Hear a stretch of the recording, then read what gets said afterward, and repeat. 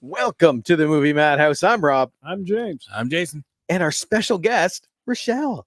Hey, what's up? Hey. How you doing? I'm fairly decent. Fairly decent. That's good. That's like an honest, good answer. Yeah. Well, I try to throw people with my Carlinisms. You know, it's either fairly decent or I'm not unwell. I like saying that when it really confuses people. They're like, not yeah, okay, so she's good. Cool. Brain's not processing. Well, tonight's episode was supposed to be something totally different. Mm-hmm. Okay, we had a top 10 list for 1986 films, and then this trailer dropped, and it's like, guys, no. Yep. Oh, yeah. Because you saw the picture that came out with Bill. I saw the pictures prior to that, and I wasn't going to watch the trailer. You're the one that made me, but I'm sorry. it's you're always sorry, Rob. You're just so Canadian sorry all the time. Sorry. But see, I was that way. I was okay. The picture, fine, whatever. No, Then the picture was already bad. I mean, the memes that I was getting, I think like some of the generations didn't get it, but one of my favorites was "Where did you come from? Where did you go? Where did your prime nipple head grow?" Like, oh no! Like there were just some really great memes. It was like when you have this cart at the Walmart, and it had like 3 of the wheels were the face of Brandon, and then the last wheel was it's the wiggly wheel. Really creative, like. Oh man, yeah. But then the trailer dropped, and it's like, holy snap! Like it. Whoa, and that's why it's like this needs to be discussed. Okay, finish your words because that reaction made it almost like. Are you liking it or are you disliking it? I hate it. I can't tell from that reaction. That it's actually laughable. Like my concern was that, you know, it might actually target the audience that's younger and then they won't see the original. I didn't even care if it did well as long as it doesn't lose the value of the original, because that's like Brandon lost his life for it. So I wanted that to be, you know, it is such a mockery that it feels like an SNL skit. Like, I'm like, am I on Punk'd? Is that still a show? Like, what's happening right now? Yep. Because James is watching. Good. It's really ridiculous. It's yeah. I remember when we spoke a while back, and we were talking about this one coming up, and you had informed me that James jumped ship. Yeah, like immediately. Yeah, and I get why. I completely understand why now. I'm like, oh, yeah, because that's not even close to his work. I'm sorry. Exactly. James says, "Good evening, Rochelle. Good to see you again." But yeah, I completely get why now. I'm like, oh, yeah, my dude. Like, so, real quick, James, what was your first impression when you watched the trailer? It's always interesting to get James' impressions, because if there's a movie Jason and I hate, he loves it. So, you did? I thought, no doubt. I was glad it was like a red band trailer. I thought it was a pretty brutal looking trailer, especially when he's like, the guy stabs him, he kind of shoots through his own chest to kill the guy behind him. I enjoyed the violence in the trailer. I don't know. I guess I'll tell you what, I watched it with Destin. Well, funny story. First, I mentioned to Destin that I was thinking about watching it to do this with you. But I didn't really want to watch it until there was the opportunity to rip it to shreds, and everybody else is saying they're ripping it to shreds. So I kind of want to watch it. So he's like, well, you know, and he kind of looked at me like, why are you telling me? And I was like, well, I think I might need support because I don't know how I'm going to feel when I watch it. And he went, okay, and left the room. And I was like, wait, do we know what support means? And I was like, okay. And then I was like, maybe he just didn't want to do it. I'm not going to make him. So I watched it, and I sat here and I cried because I didn't realize how much it was going to bother me. Like, it bothered me. It bothered me a lot. And I cried. And then he came back out later, and I was talking to Angela, and I said, yeah, and this dude, he's standing there like, you know, what do you need from me? And I'm like, support. And he's like, okay, cool. And he just dips out and he goes, oh, I'm sorry. So after I got off the phone with my friend, I said, do you want to actually see it since you were going to sit and watch it with me? I said, I'm kind of curious because they say your generation is like the target yours and like the younger even than you. And he goes, yeah, let's check it out. And I put it on and he went, after it ended, he just looks at me and he goes, what? What? And I went, yeah. And he goes, it looked like a really bad like DC movie or something about a character that nobody knows about and doesn't care about. He goes, it just looks like an action movie, but kind of also like horror. He goes, that's not The Crow, and I don't even know that much about it. And I was like, cool. Well, good to know that it's not targeting that age group. Like even he was like, He just proved a point. Yes. James is very disappointed they remade. They should have done a whole new story like Cities of Angels. Well, see, and that was one of the things I said to you right off the bat, Rochelle, was this should have been just another crappy sequel, with a different character. They didn't need to make it Eric Draven. Nope. And actually, my son didn't know that either. When we were talking about it, he said something about, couldn't they have done something? And I go, Destin, do you understand that there's like other characters that James has created like after Eric and Shelley? There's a bunch of storylines that are different people's names that the Crow comes back to help. Do you understand? And he goes, no. He goes, well, why didn't they just use one of those? I go, exactly. That's what everybody's saying. Yeah. Why didn't they use one of those? I don't know. Like, I do get James's point. There's a couple good action shots in there. Oh. Bill Right? Bill Skarsgård, I mean, I would say, like, I enjoyed the trailer for him, and I know it's not The Crow, but I thought he looked really good in the trailer, and like him being a super tall guy also, because you see him and he gets all ripped and stuff like that. I don't know. No. I thought he was gonna look good in it, honestly, and I didn't like him in it. I thought he'd be the one redeeming quality of the trailer because I do like Bill Skarsgård, and I just thought, considering Jason Momoa was originally cast, it's like, oh, that's a big. So was Luke Evans. Like neither of them were good choices for Eric Draven, and I don't know, the whole mullet thing. They're like, oh, this is more of a now today. It's like if you really look at the pictures, it does sort of look mullety in the comic book, but it's not like that kind of mullet. It's more of a spiky, crazy mullet. Hair in the comic and mullet. I don't know about the comic.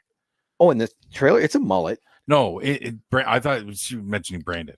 Oh no, not Brandon. Right. No, in the I thought somebody was trying to say. I thought somebody was saying Brandon. Oh, okay. No. She's still talking Bill. Okay.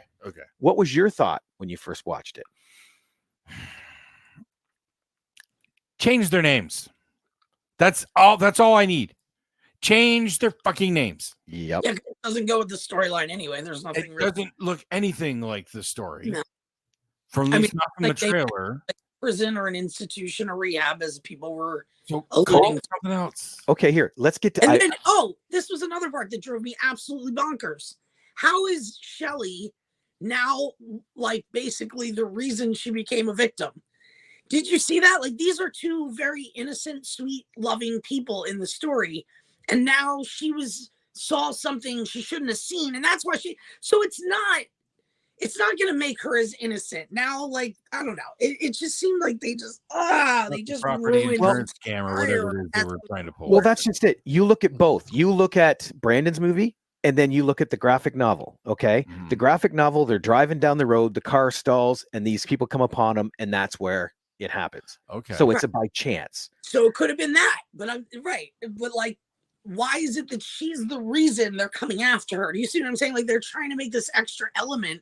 But what it felt like to me is it makes Shelley look more demonized. She's this terrible person that was like either in jail or an institution, and Saul, used to obviously hang out with bad guys and watch them do, like, it's changing the entire narrative of the story. And like, that's why I said I get why James bailed on it, because that's not his story.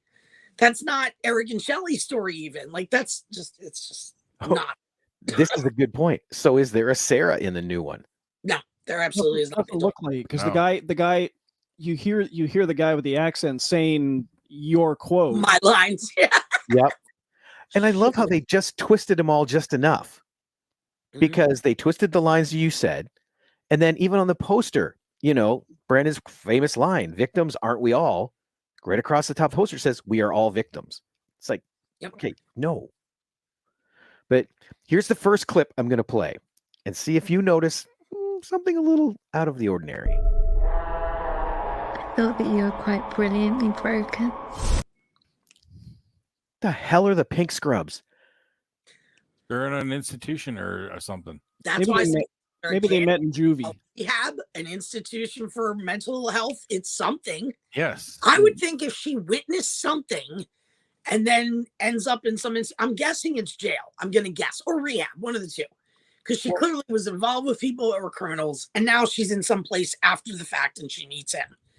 But again, it does not make them seem like the most innocent of characters anymore. No. Now, how do you feel like you want to follow him in his vengeance if she got herself involved in, like, I don't know, it just takes the innocence away from their whole Yep. Yeah. their death, like you said, of being on the side of the street. Like, they were just innocent victims. That's what they're supposed to be in the movie, and now they become a part of the reason they get killed. Yeah. James said the same thing. James here, when I first played the clip, he goes, "Oh, it's the Squid Games," and that's what James just said too. That was my first thought when I saw I've been it. to jail. They don't give you pink. That's what I was thinking. Never. I No, wish. it's got to be It'd be some like sort of Barbie like jail. a jail rehab, Yeah. like a jail / rehab type of facility, maybe. Rehabs don't put you in jumpers. I, My mom's been to a lot of those, and I've been to one jail. So And obviously jumpers are a jail thing. they're there together. Yeah, and not only Like- that, but you look at just that scene where they're circled together. That looks like That- the outside of where you that go worries out, me a little bit in Yeah, a different way. Yeah, because here, like locked up and outside. I thought that you were quite brilliant. yeah, I don't know. Although I do want one of those pink If jumpers. they are all in, Right? if that is an actual jail and they're all in the same space, well, there's your inclusion. Jason, you mentioned you had an analogy, or are you waiting until the end? I'll hold off to the end for Okay. the analogy because I'm curious. and analyze the whole thing because I knew you were gonna like it. I knew you were. Here is the second clip I pulled. You were given the power of a god.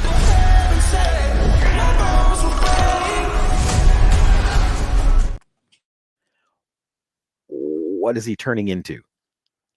I think that's where he gets ripped Yeah, that's where he because powers there's a up. noticeable muscle increase at part of the And shots. the black coming down his face like tears, and then the birds circling. The black coming down his face could be because the 3 sequels before had their own versions of this is how they get to look like Brandon's makeup. Okay, They had 3 See- very different ways to do it. I've never seen any sequel, so I can't speak for Me them. neither. Thank you, Rob. Thank you. Yep. Thank you. I don't blame you at all. I wish I hadn't. much Okay, respect.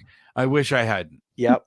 I know I was ready to, but I think it was in 2006. I found out there were sequels, and it's like, oh, this is going to be great. I'm curious how they did You it. found out in 2006. Yeah, I would. Like Salvation was the only passable one, Yeah. but 2 and 4, nah. Okay. But yeah, again, I don't understand the transformation that they're looking at Well, here. that part, I believe, from what I gathered from the trailer, is happening like in the afterlife. But again, in the graphic novel, that doesn't happen at all. It implies that they gotta jump in on the Stranger Things game and No, they have their don't. version of it upside down. No, they don't. Well, It's a choice. they need. Hey, the Stranger Things kids are getting older, and that's who they're aiming for. Yeah. All right. But Here I is don't see it because if my son looks at it and goes, like Mhm. this is what he said to me. He goes, if you hadn't told me that was a remake of The Crow, and you just said check out this trailer, I'd be like, I definitely don't want to see that. It looks like it sucks, and I don't know what that's about, but I don't really care. It's like, that and he doesn't goes, bode well. and he goes, the reason, and now that I know that it's The Crow, it makes it more confusing because at least if it was just some movie about something, it would be like, oh, that looks bad. He goes, but I know it's about The Crow, and like that doesn't even look like what The Crow is, and I don't even know that much about it. And I'm like, and that's their target audience, people like his age, a little younger.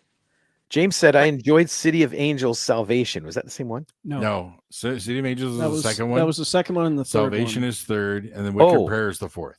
Yeah. And see, the fourth one was the one right when I found out about it because Edward Furlong was Yeah, in it. Right. And You that's dodged a really big bullet there. Yeah. I'm good with that. I nausea meds with all this loving new Crow movie. I don't know. Oh my gosh. Let's see. Where is Next clip. I'm missing a clip. Interesting. Uh-oh. Okay. You're missing more than a clip, buddy. Yup. Let me see. Okay, well, I guess we'll go to this one here. But you're running out of time to save her. Did you catch what he said? You're running out of time to save her. Yeah, that was another thing I wondered. What the heck is that about? How is he going to save Shelley, who's been dead for a year? Maybe there is a Sarah in the movie. Well, it might. Well, I doubt it, though. From what I heard, like people IMDb doesn't have a lot of the character names, but Well, they never do. I think there's a character, and I believe it's a younger girl named Zelia. possibly, but there is a part where you see Eric and Shelley's hands, and it looks like some sort of fluid, like water, or I don't know. Actually, But- I think it's that scene here. I was Just gonna like- say, right, Is that Shelley that's in the water? think of like that he was saving her from maybe like eternal damnation. I don't know, but it seemed more like it was about them because they say that line right as you see their hands touching. Yeah, here's that clip again. But you're running out of time to save her. That's Shelley. That is Shelley. Yeah, and that's water. Like it just seems like it's some sort of like line from like the afterlife and the I don't know, and maybe she's going further where he won't be able to reach. I don't know. It seems like everything they picked was so far fetched from the original idea that you just could literally guess anything and it might be true. Well, the only thing it reminded me of was Deadpool 2. The whole Ryan Reynolds Vanessa thing when he was dead and then came back, you know. Yeah. But okay. That doesn't make sense. So she's drowning. Like that doesn't look like a reunion type situation. Nope. Right? That it doesn't make sense. Compared to anything that we know from previous story. None of it does though. Any little bit you see doesn't look like things you've seen from the comic book. Yep. Not so far, not once yet. And here's one more clip.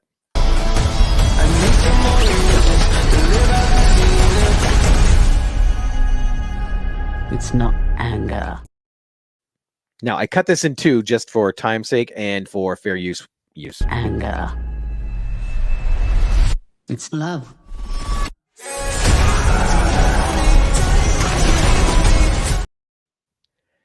This looks like a John Wick movie. Yep. Destin said that. The visual look. Yep. There is nothing. Okay. One of the biggest things about The Crow is when you watch it, it's a gothic film, right? Mm-hmm. Alex was amazing with the visuals and the way he shot. This is just a John Wick movie with a Terminator. That's literally all it is. Well, that was another thing Destin commented was that, and not only that, but he said because he's really big on like what looks good CGI wise, he doesn't want to watch the Dungeons and Dragon movie with me because he plays that game and it's not good. And I'm like, I get it, you snob, whatever. But he basically was like, really, he was like, this is really bad CGI. Like that's what it looks like to me. It's just like really bad CGI. It's like, yeah.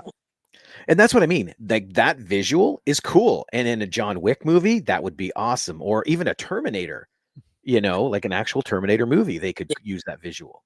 Well, he also pointed out that he goes, and when you did yours, Mom, like you guys didn't have CGI type stuff. Like you were just trying to, and I was like, right. Early days, yeah. And it was very back then. So we didn't have all that. And he goes, so you guys just used film and like this looks worse. And they had all the advantages that you guys didn't have. I'm like, yeah. They use CGI very sparingly in the original. And that was only because of scenes after Brandon had passed. They digitally put his face over top of other things. The big one that I remember is when he falls. Like the mirror one's the one I always remember when he punches the mirror and then it's like bits of his face reflect. That's all CGI'd in. Yep. I remember watching it only because they throw him out the window and when he's falling, his body's moving, but his face is a station, like it's a picture of him on the body, but it moves so fast. It must have been that they didn't have a good copy of it because I literally saw him filming that scene where he's being green screened face down. So like they must not have gotten a good visual of his face. And that's why they had to, because he was maybe moving too fast, because he filmed that part of it. He filmed the outdoor part where he like falls off the building. So I saw him do a bunch of falling scenes, but clearly they didn't have a good visual of his face, and they had to CGI that too. Probably a reshoot. Yeah. Or I was gonna say they might have been thinking, oh, we'll reshoot that, and then they couldn't. But yeah. Yeah. But yeah, this is very early Mhm. in CGI. Mhm. Yeah, that's another one too. Actually, sorry, a little off topic, but Destin mentioned that they have CGI that's amazing now, and it still looks worse than that, right? That's The thing. yeah. He's like, how is it that you guys filmed this? He goes, you use like film, right, Mom? I'm like, yeah, we didn't do digital back then. They actually had to change roles of it. And he's like, and you didn't have the advantages, and your movie looked so much better than just this trailer looks. And they have all the advantages to really make it like extraordinary. And he's like, I'm bored watching it. Like, I don't even want to see this at all. The movie The Thing was the same way. 1982, it came out. It blew the doors off sci-fi, right? Mm-hmm. And then The Thing came out. What was it? 2011, something like that. Yeah. And the CGI effects in there were worse than the practical effects in the original film. Practical effects always win. That doesn't surprise me, but I didn't know they did the new one. Okay. And Werner Herzog proved that with the first season of Mandalorian, when they were going to use a CGI Grogu. Yeah. Mm-hmm. All right. One last clip, because apparently I lost clip 2. I don't know what happened. No, I do.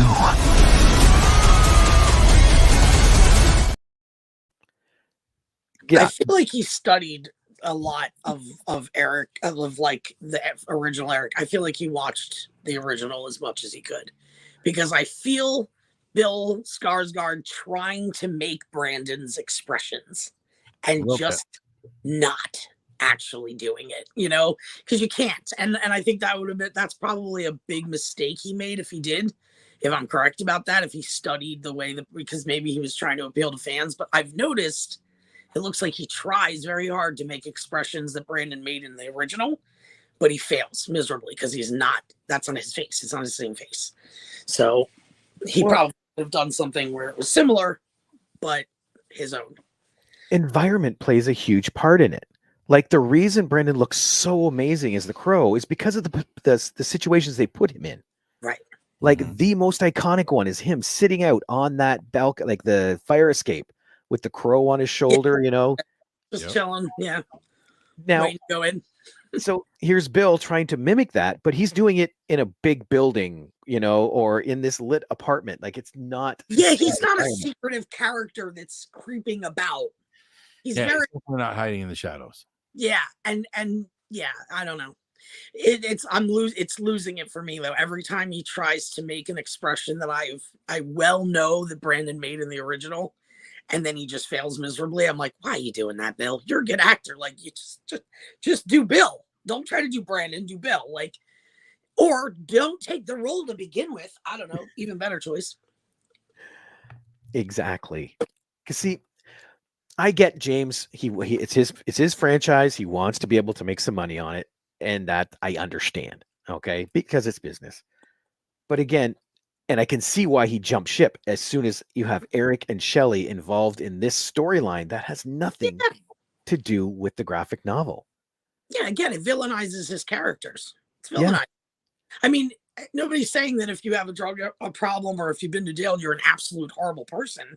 But the whole thing is, it's a fictional story.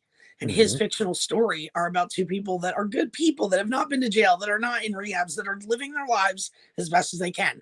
Wrong place, wrong time. Crime into her life, possibly drugs into their life, who knows? But it's harder to back those people if you think they caused the headache they're in. There was a lot more support for Eric Draven, I feel like, or there will be, from the first one, because there was absolutely nothing about that couple that they did wrong to deserve that. Nothing.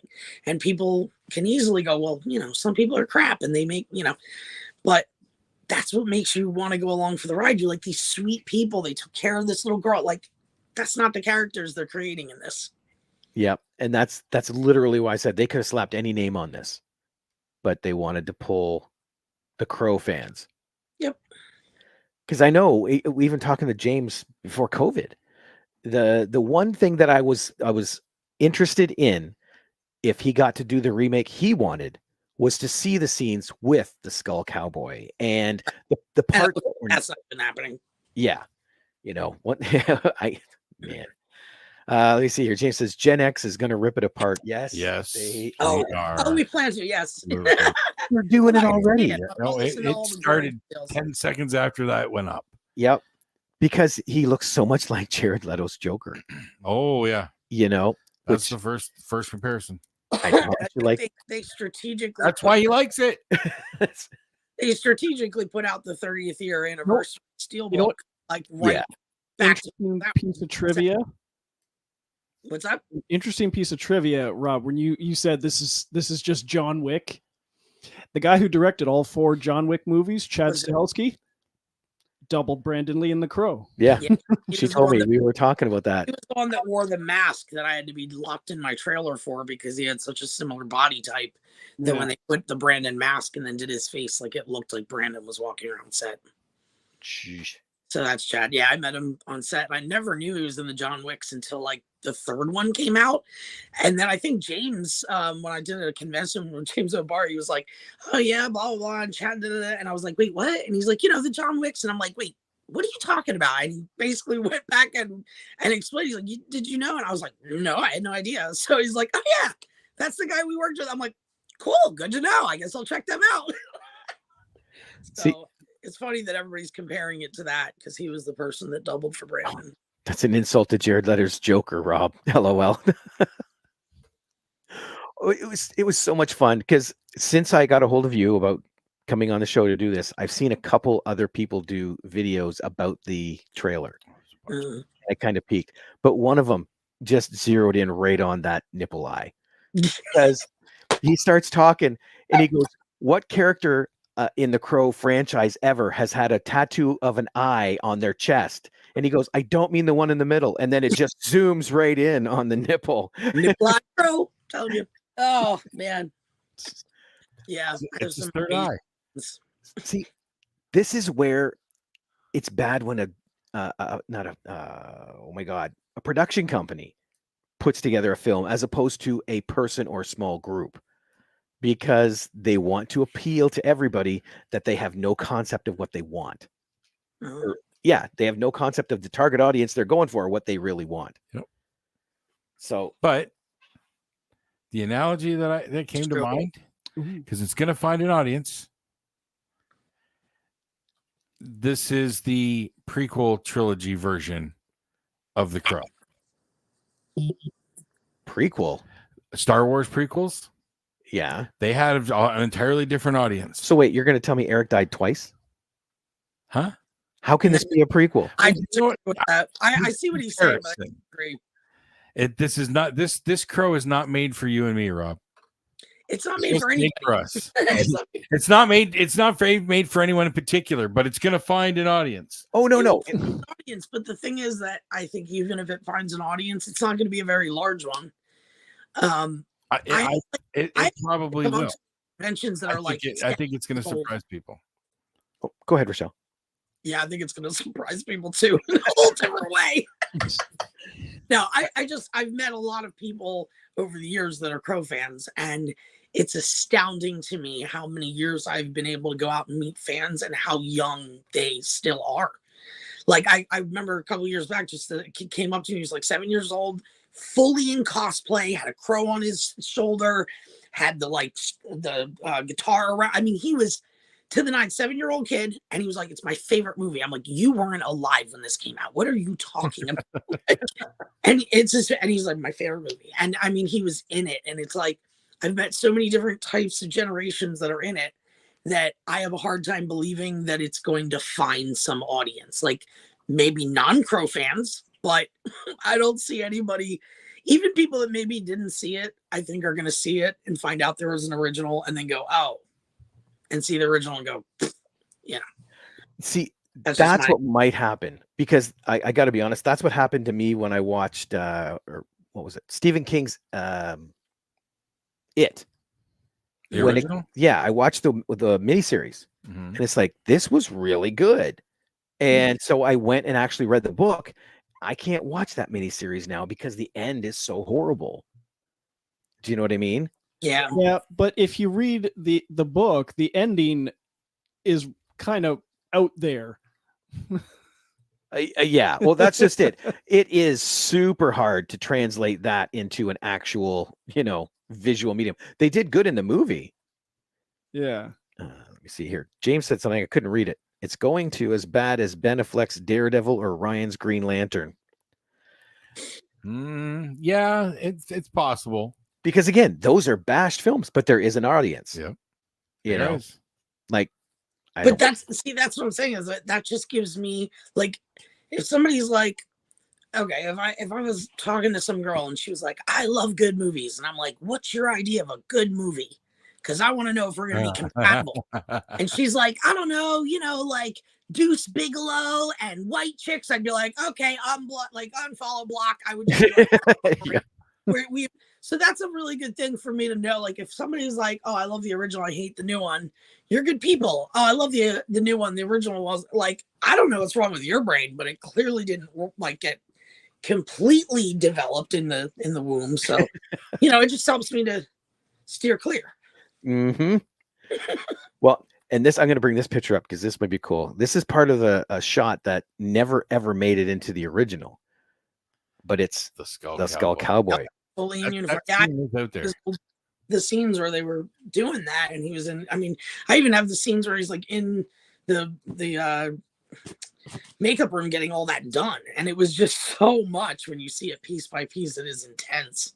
It was hours upon hours upon hours, and this like animatronics that were on his face. That was a skull that would move as he talked. Like, it was insane. And that's got to be a hard decision to cut that much out of that. Yeah. Well, that's what I'm saying. Being that was cut. Is that Michael Berryman? Go ahead, Rochelle. Well, I would think being that was cut and we have all this CGI now, you could very easily have created a Skull Cowboy without having to do what you did to Michael Berryman, who didn't even get seen, but went through all that makeup. And they still didn't do it. You know where the Skull Cowboy did show up, though? The TV show. Dougie Doug. Wait, what? Are you serious? Yeah, like Dwayne Wayne was the Skull Cowboy in the TV show. Oh, Chihuahua. In Canada, too, wasn't it? Wait a minute. That's two different people. Dwayne Wayne from a different world? That's Kadeem Hardison.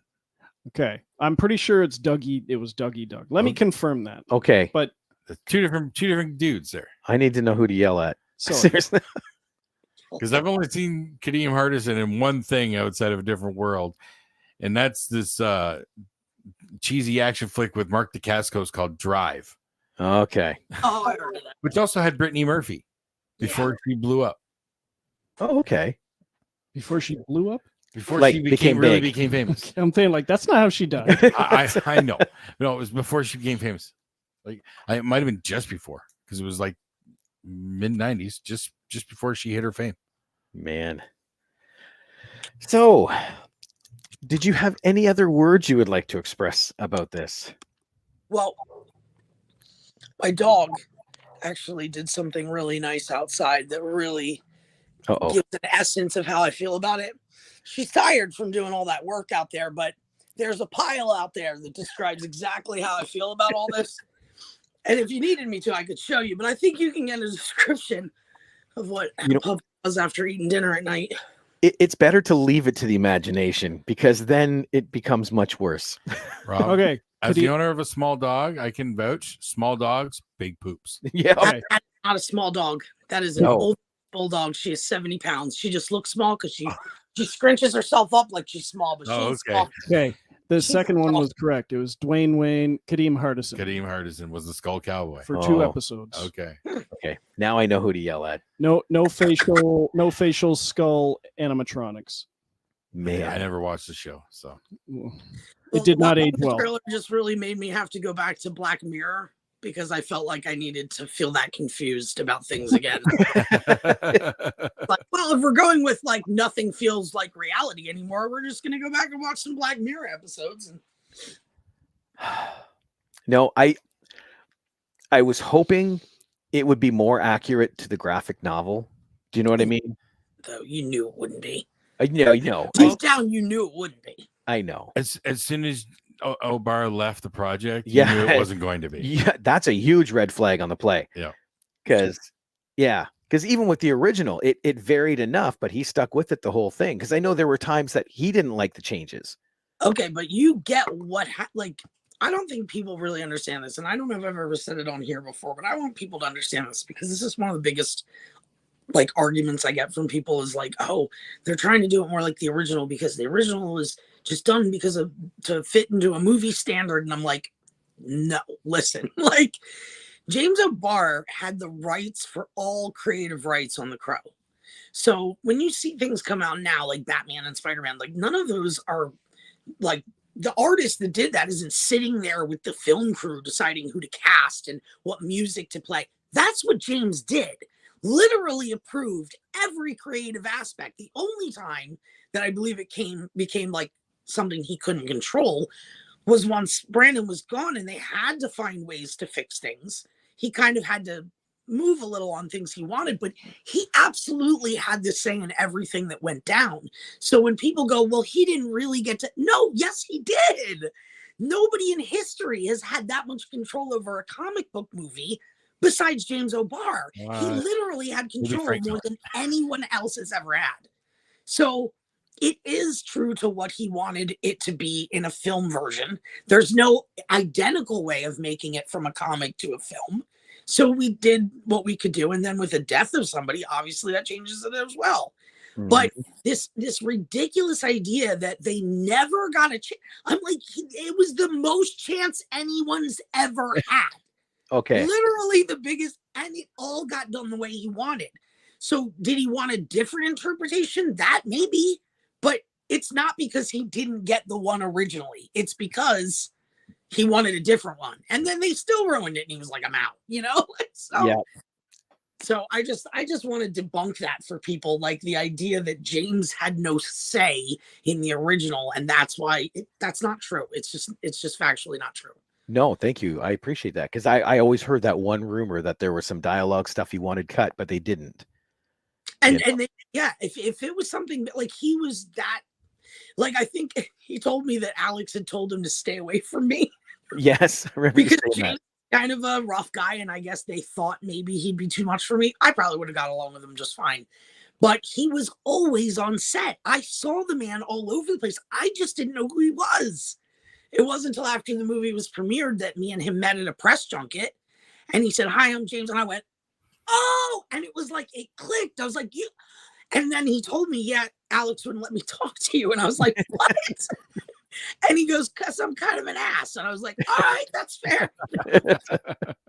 But he was integral in the making of that film. He didn't just sit in his living room for like he was there. He spent a lot of time with Brandon. They got very close, just like he and I got close. He was, I mean, I don't think people understand that. He was a pivotal person in the making of that film. He did not just sit back and let people tear his work apart.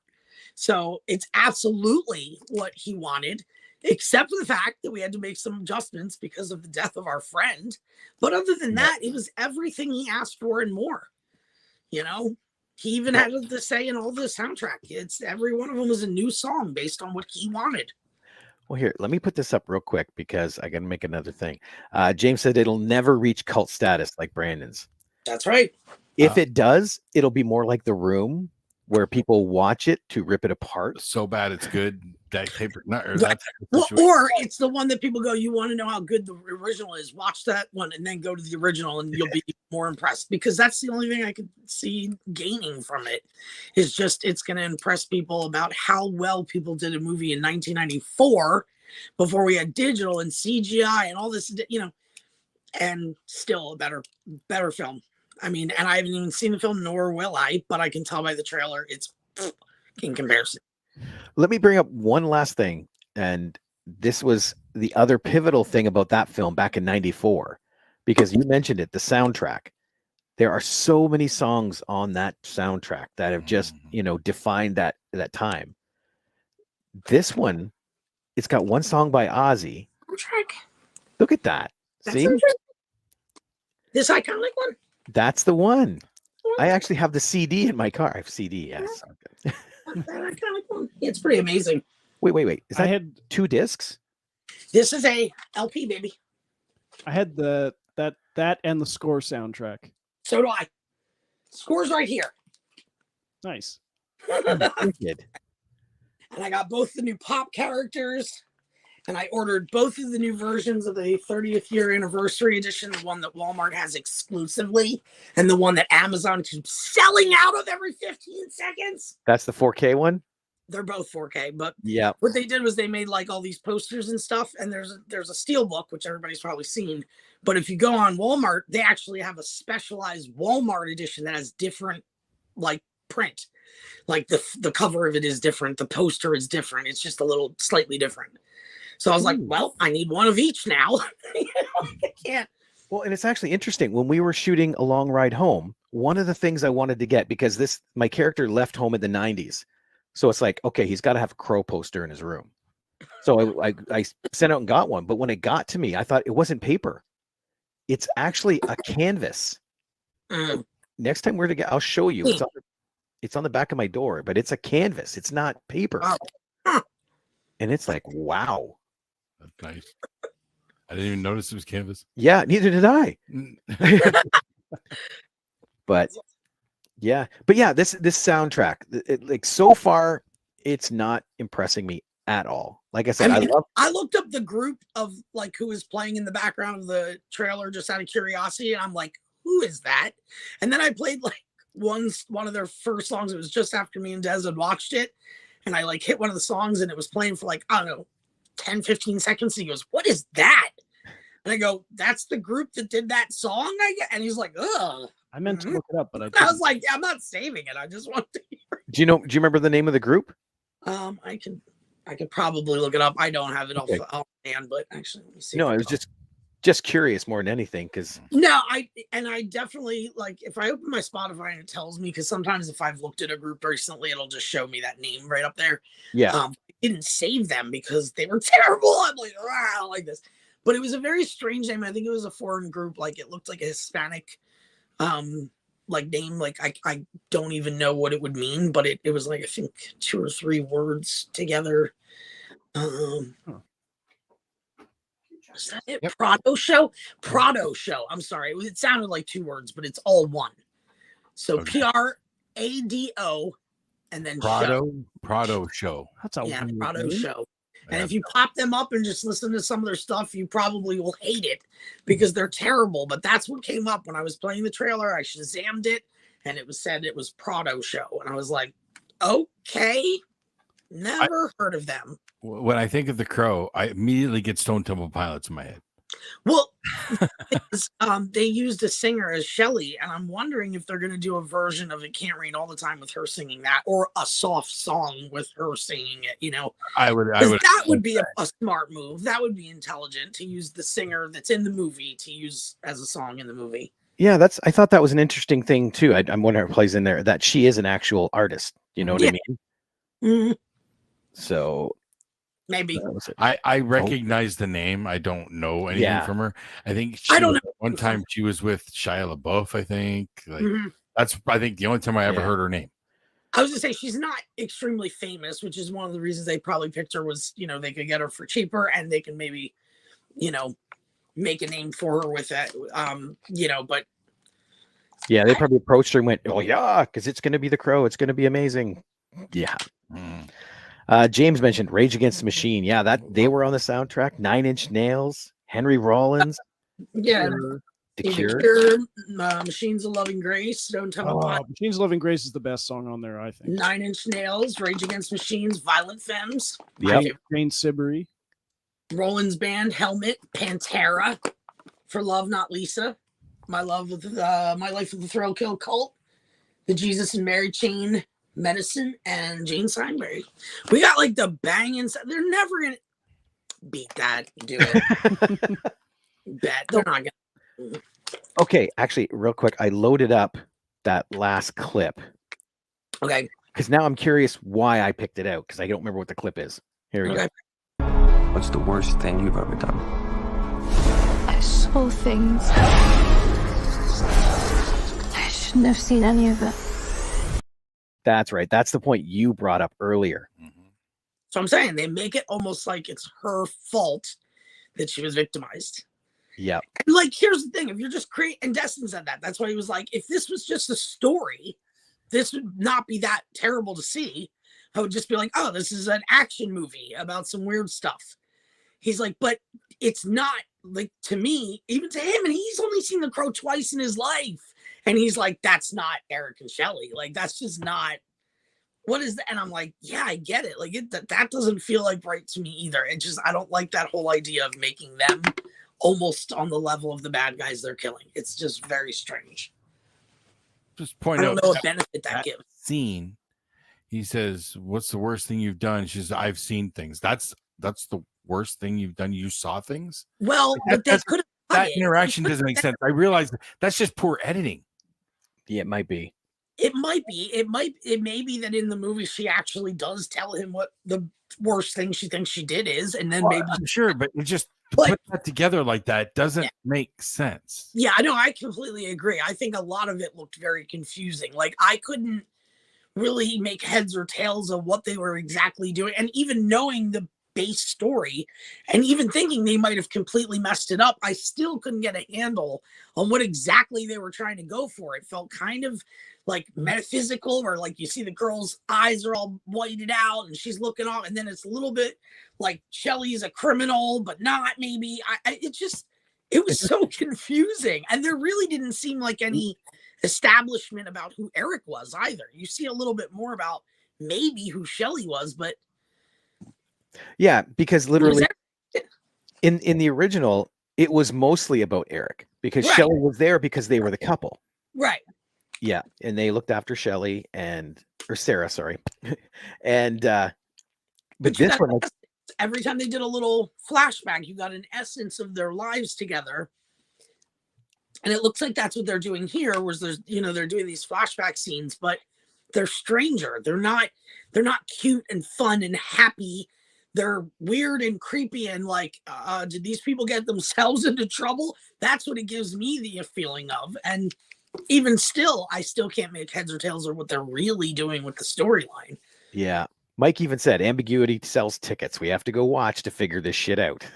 No, I don't. That's not a question I need. No, I don't though. Ambiguity won't sell it. I'm curious. Okay, I got to go back to James for a second because you've been so quiet. Because afraid I'm gonna eat him alive. He goes, I remember the last time I brought up a name with Rochelle. He's not wrong. That's why I'm afraid I might eat him alive, and he's not wrong. I do get real territorial and defensive when it comes to the Crow. I'm like, listen up. We can get gloves on. We can do this. This question is like, what appeals to you about this? Knowing the Crow, knowing the history, what makes this appealing to you? I thought it was a good stylized looking trailer. Like I don't know about, because they're making Danny Houston kind of look like he's got some mystical power there, whispering in the girl's ear, eyes rolling back of their head.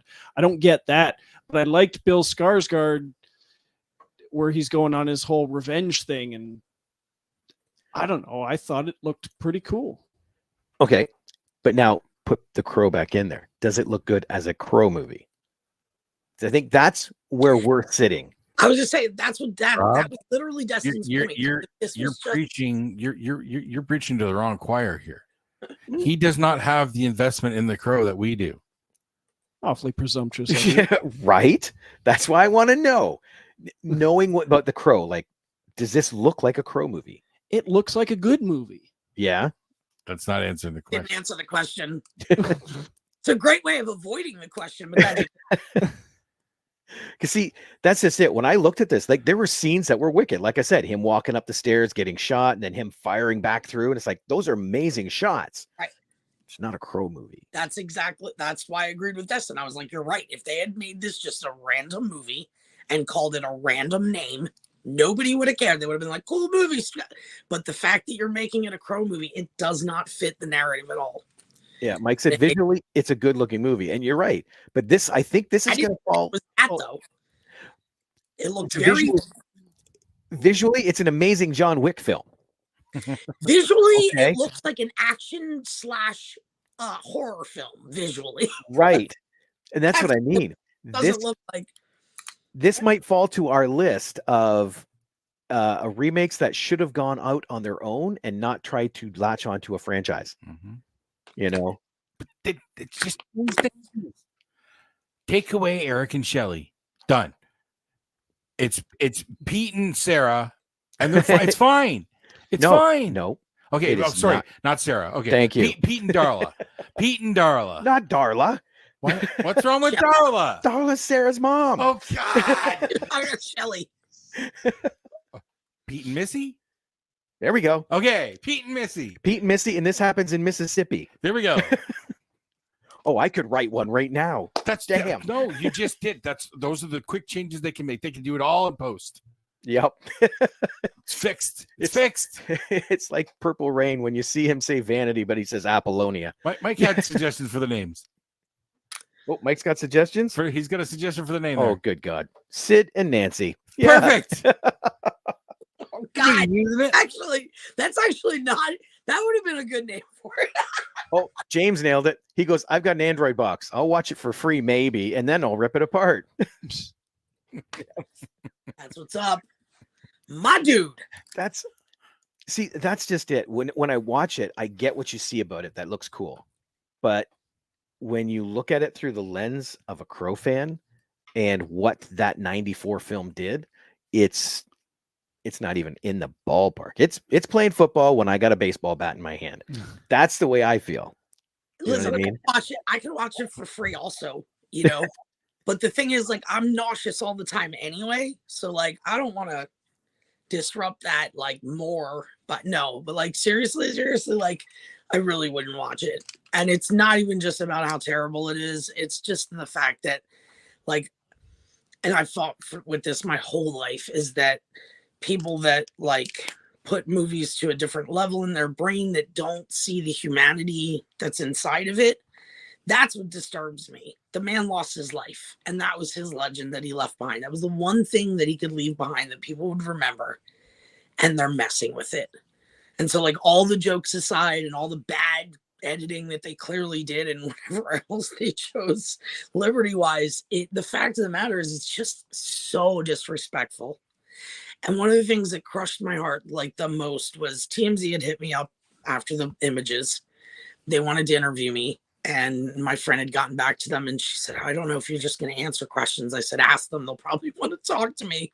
And of course, I talked to this, journalist TMZ, and she's a big Crow fan, like really into, so she was excited to talk to me.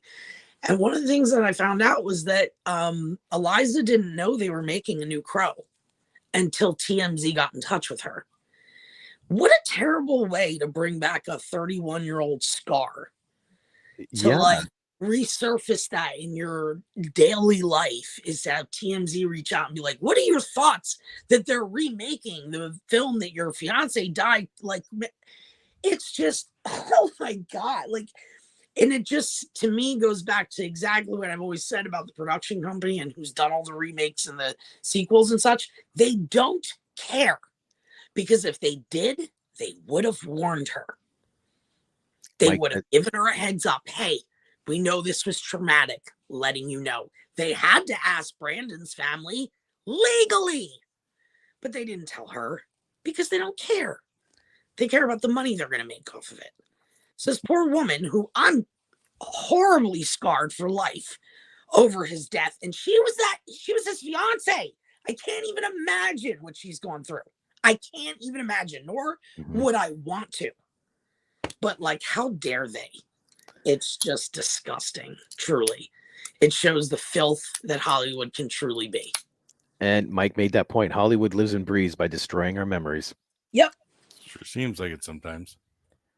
Yep. Every once in a while they get something good, but they just, unfortunately, for 5% of the good stuff, they bat around 95% of the bad stuff, and it's just another day. And they're gonna throw Brandon's name in the new one, in memory, because it looks good for them and it makes them more money. But they don't care. They never did. If they cared, then they wouldn't have been trying to profit off his death after it was their fault to begin with. But they did, and they have been still 30 years later. Like, it's absurd. So if you want to watch a really good, it's about 7-minute video that talks about The Crow and what it meant to people. I just saw it today. It's a YouTube channel called Real Intellect, REEL Intellect. And they do a nice 7-minute little thing. And at the very end, it says, thank you, Brandon, for this piece of culture. Like it is so well put together. But yeah, this thing. Yeah, James said it. You said the truth, Rochelle. Yeah. What's my number one rule when it comes to remakes and reboots? Stop it. Don't shit on the source material. Yeah. Well, at this point, that trailer makes it look like they're hovering over the bowl. Dude. Like I said, my dog specimen right outside. She did it earlier. It's perfect description. Unless things are drastically different in the film, that trailer bears no resemblance. Yep. They're prairie dogging it right now. Oh, dude, yeah. Well, Rochelle, thank you so much for coming on and helping us put this in its place. Always and forever, I will always do everything I can to preserve Brandon's memory and to remind people that he gave his heart and his soul to that project, not realizing that he would die, just gave it to the project because he was a wonderful man and an incredible actor. And if that's not enough of a reason to not see this, whatever, this, that's all I'll say. If that's not reason enough, then you're not a true fan. You don't love him that much. All these people that I love Brandon. Well, if you love him, don't support the people that are making money off his death. Well said. I can't top that. All right. Thanks you so much, Rochelle. Thank you, man. For another week at the Movie Madhouse, I'm Rob. I'm James. I'm Jason. And the amazing Rochelle Davis. Yay. We'll see y'all later. Bye. Toodles.